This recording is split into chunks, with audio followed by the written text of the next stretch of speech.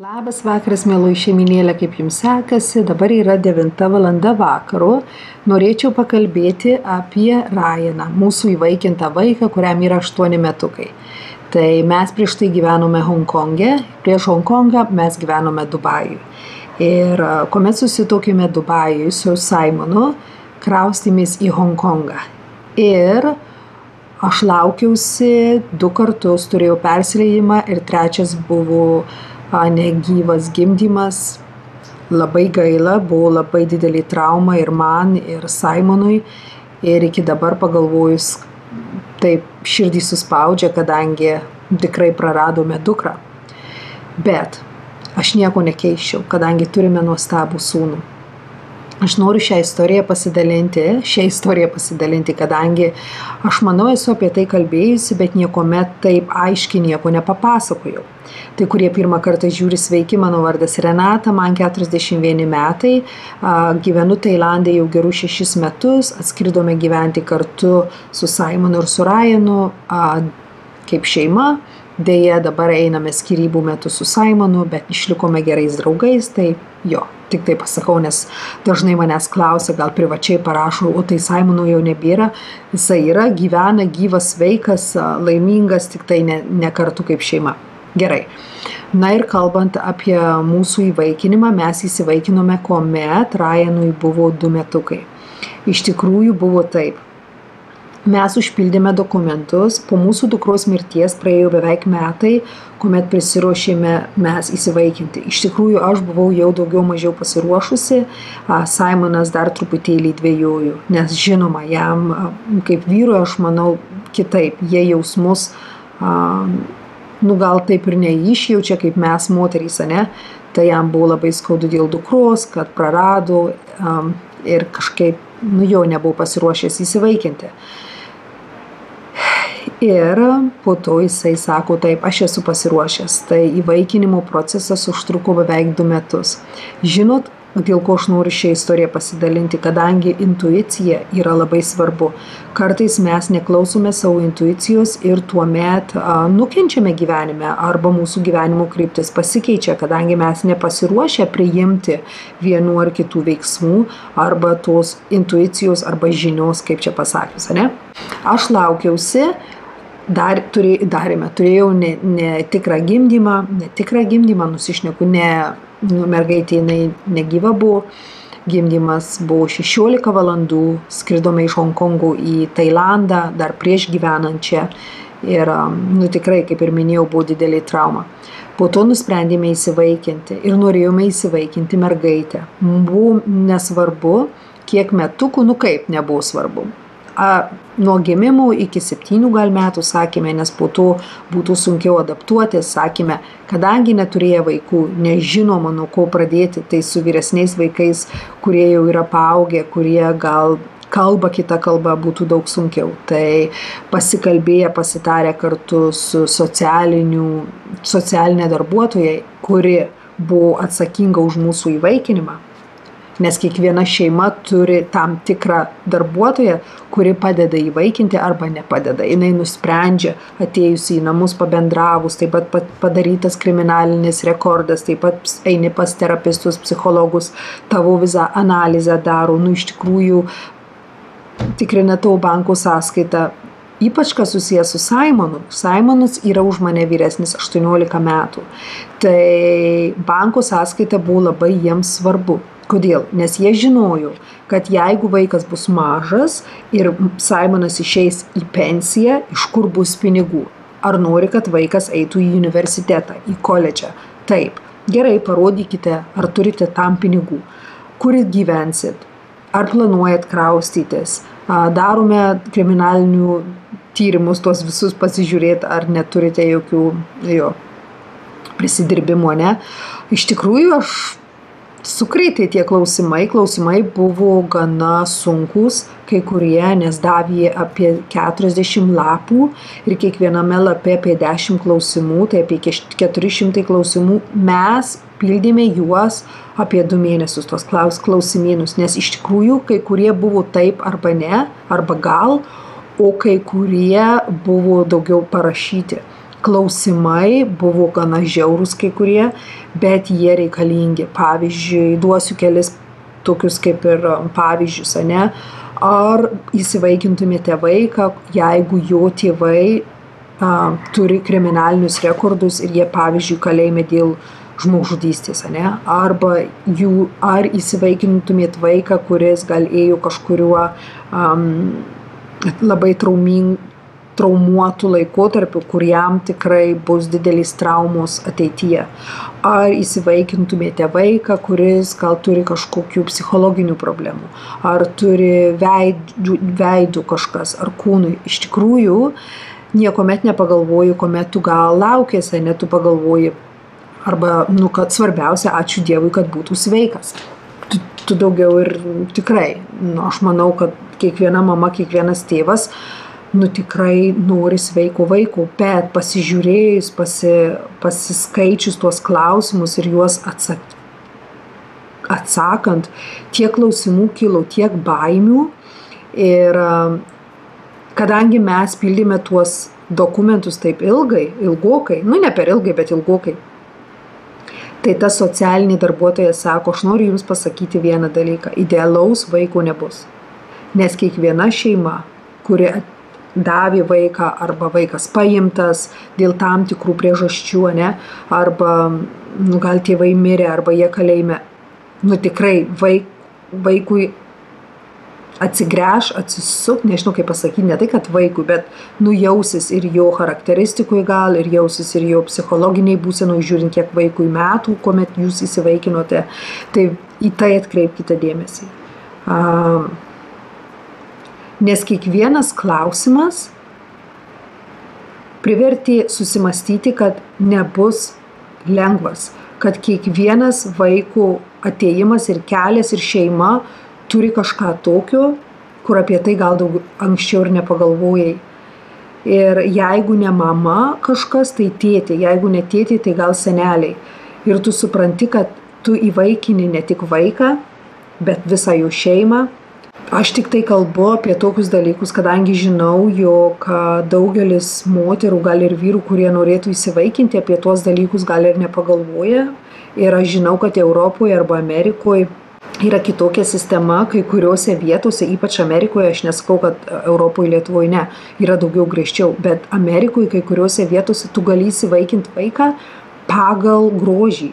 Ar tau patinka, gal mėlynos akys, šviesus plaukai, tu nori garbanotų plaukų, netgi tu gali eiti ir pasižiūrėti, kokį tu vaiką gali įsivaikinti, ir aš tam nepritariu, kadangi vaikai nėra paroda, tu įsivaikini, kaip jie atrodo, tai tik tais išorė. Bet ką jie turi viduje, ką jie atsineša, įsivaikini jau visą šeimą, ne tik, kad jį, pavyzdžiui, Rainui 8 metai ir mes kalbam apie įvaikinimą dažnai, ne tai, kad dažnai vaikelis sėdam, davai pakalbam, ne, jeigu klausimų yra, jisai klausia, jeigu nenori, neklausia, jeigu gal iškyla kažkoks klausimėlis važiuojant į mokyklą, atsakau, jeigu galiu atsakyti, atsakysiu, jeigu ne, tai sakau, nežinau atsakymų, arba negaliu tau pasakyti, nesu sakius negaliu. Aš esu sakius, kad aš nežinau, pavyzdžiui, atsakymų ir dažniausiai tikrai nežinau, nes ir mums patiems nesakė daug. Mums pasakė tik pačius pagrindinius dalykus, kuriuos mes pildėme, nes pagal tuos pagrindinius dalykus taip pat ir vaikas yra jums parinktas. Tai va, kaip vyksta parinkimas Honkonge. Ateini kaip šeima, tau padaro kriminalinį rekordą, tau padaro psichologinį testą, pasižiūrė, ar tu esi psichologiškai pasiruošęs, ar tu esi stabilus žmogus. Man iš tikrųjų po viso perėjimo paskambino ir pasakė, kad atsiprašau, mes tikriausiai negalėsime jums leisti įvaikinti. Ir man buvo šokas, sakau, kodėl, sako, dėl to, kad jūsų mama ir tėtė nusižudė.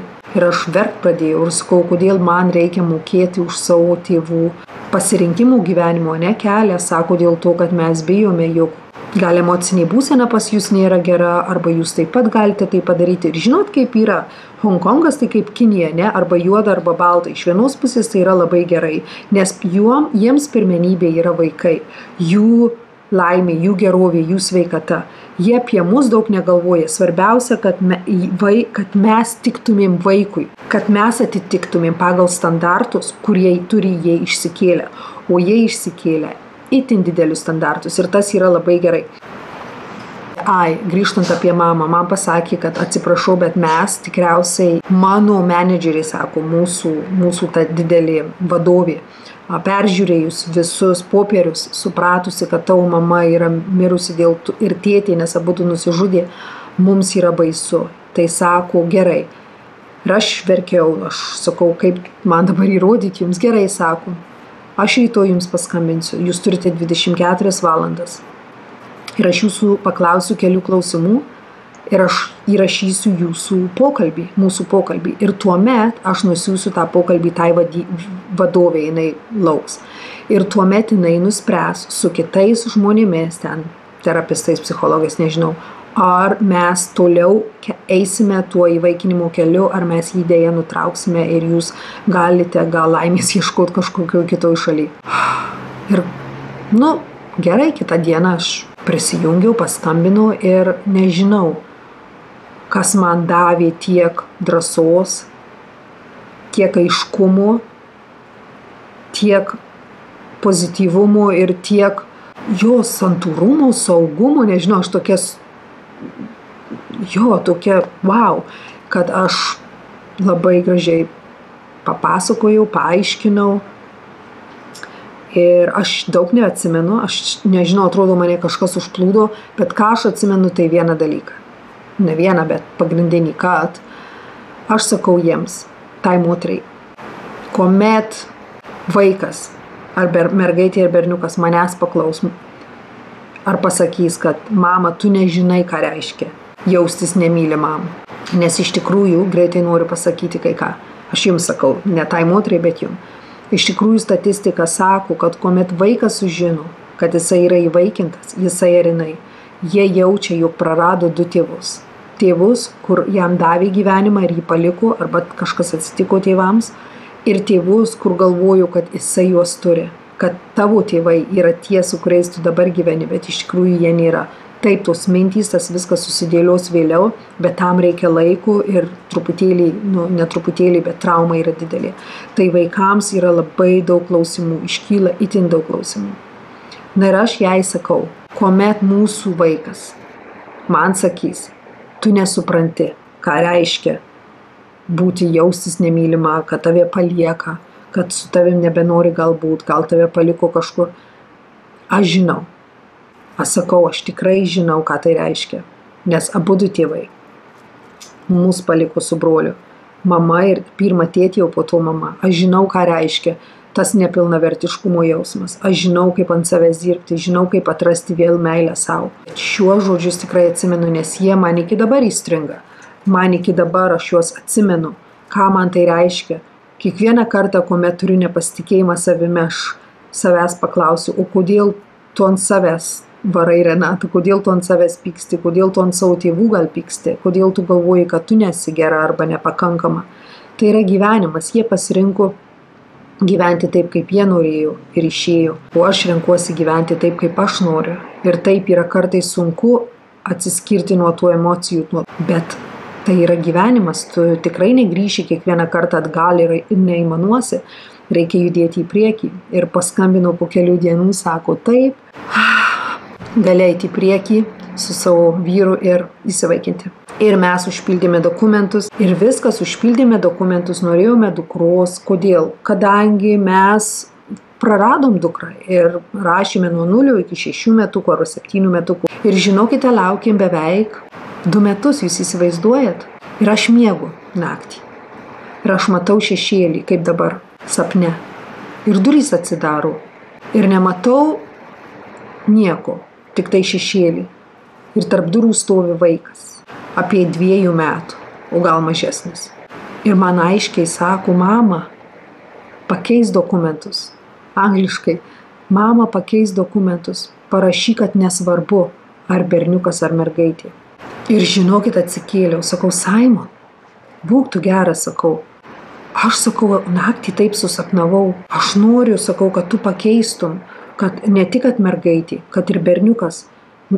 Ir sako sapne vaikas, nežinau ar sakiau ar ne, nes tu sako tik nori tu tik mergaitės, užblokuoja energiją, aš negaliu ateit, sako, aš negaliu pas tave ateit, jūs įsivaizduojat, aš negaliu pas tave ateit ir aš negaliu patikėti. Simonas paskambino, paprašė, kad sugrąžintų dokumentus ir žinokit, tie dokumentai grįžo 2 savaičių laikotarpyje, 4 savaičių laikotarpyje mums paskambino ir pasakė, kad yra sūnus. Kaip visas procesas vyksta? Visos šeimos yra surašytos į tą kompiuterį. Ir taip pat vaikai, kuriems reikia tėvų, kuriems reikia namų, ne? Na ir kuomet jie kas 2 savaitės daro kaip ir paspaudimą to mygtuku ir pagal charakteristikas,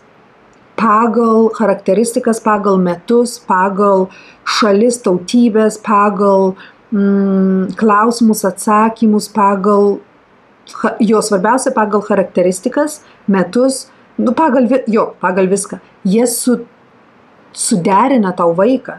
Aš kažkaip buvau, tai pirmą kartą. Pastoviai būdavau ir buvo labai keista, ne? Nes 2 metus beveik, kas 2 savaitės beveik 2 metus lauki.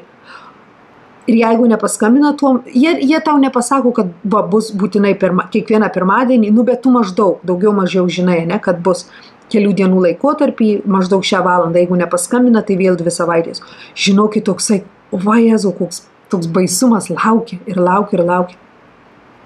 Ir kuomet paskambino, sako, sūnus, berniukas, beveik 2 metukų, ar pasiruošę susipažinti, tai matote, tai ta intuicija. Intuicija netgi po mūsų dukros mirties, kuomet jinai mirė. Ir metus laiko aš visiškai neliečiau alkoholio, aš sėdėjau namuose, ėjau daryti jogas, meditacijas, tikrai gydžiausi. Ir aš sakau, mes įsivaikinsim. Ta intuicija tokia. Aš galėjau visiškai apie tai negalvoti ir sakyti, kad čia mums neverta viskas, bet ne, vis tiek ėjau su ta intuicija. Lygiai taip pat ir tuo lankstumu, reikia gyvenime taip pat tuo lankstumo turėti, o ne tik, kad užsibrėžti tikslą ir sakyti arba taip, arba ne. Kartais tikrai yra gerai, dažnai yra labai gerai, jeigu turi stiprią intuiciją ir tu žinai, kad jinai daugiau mažiau pozityvi, tada eiti į priekį. Tai ačiū Jums, mielieji, kad manęs išklausėte. Tai Rainui dabar yra 8 metukai, mes daug su juo bendraujam apie viską, Jisai daug neklausia kartas nuo karto, jam mes esame tėvai, jisai nemato jokių dalykų, kad mama ir tėtė, ne mano mama ir tėtė, tikrai ne. Turime meilės daug vieni kitiems ir net dažnai pamirštu, kad Rainas atrodo kitaip. Tai kartais, jeigu einame kažkur pabūti į kitą vietą, kur nesame buvę, žmonės klausia, kuris tavo sūnus, tai parodau. Ten, pavyzdžiui, su geltona bliuskutė. Maikutė, sako, nematau. Bet po to, iš karto, tai atrodo kitaip, sako. Net pamiršti kartais, nes aš neįsivaizduoju savo gyvenimų be mūsų sūnaus. Jisai kažkas. Esame tokie laimingi, patenkinti. Ir jeigu norite antros dalies, kaip jisai mus priėmė, kada mane pradėjo vadinti mama, po kiek laiko, kodėl mes vis dar viename kambaryje kartu, kodėl jisai lietuviškai nekalba. Jeigu norite tų klausimų, iš tikrųjų kalba truputėlį. Jeigu norite, kad atsakyčiau tos klausimus, parašykite apačioje, antra dalis ar kažkaip ir tuomet aš jums padarysiu kitą video. Kiek aš minučių 20 prakalbėjau. Ačiū, kad esate. Iki.